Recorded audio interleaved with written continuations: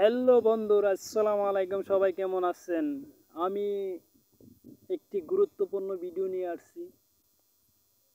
আশা করি আপনার অনেক উপকার আসবে এবং আপনার না আসলেও আপনার আশেপাশে বন্ধুদের আসবে, শেয়ার করে দিবেন।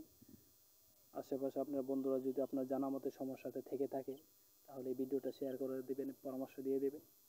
আমি নিয়ে এসেছি সরাসরি টু স্টেপ ভেরিফিকেশন। আমি প্রায়ই দেখতেছি টু স্টেপ ভেরিফিকেশনের জামালায় অনেকেই আছেন। এটার সলিউশন আমি দিয়ে দেবো ইনশাআল্লাহ।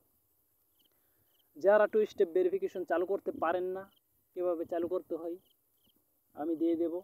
এবং যারা টু স্টেপ ভেরিফিকেশন বন্ধ করতে পারেন না, এটাও আমি দিয়ে দেবো, সমস্যা নেই।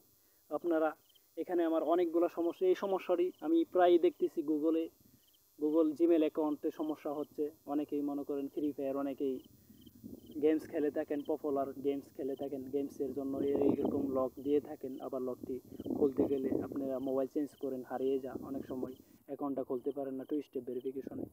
এবং আরও অনেকগুলা আছে।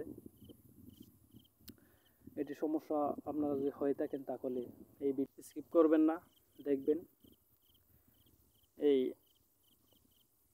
এই যে নেসে পাসকি অ্যান্ড সিকিউরিটি, এটা অনেক সমস্যার মুখী হচ্ছেন। গুগল প্রমোট, এটাও সমস্যার সম্মুখীন হচ্ছেন।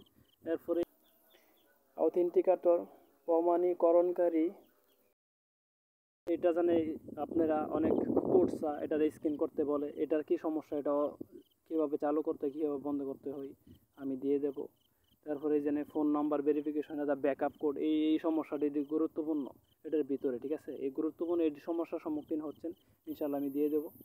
টু স্টেপ ভেরিফিকেশন কীভাবে বন্ধ করতে হয়, এই যে এখানে আছে turn off two step verification, এটা ক্লিক করবেন। তারপরে এখানে টার্ন অফ,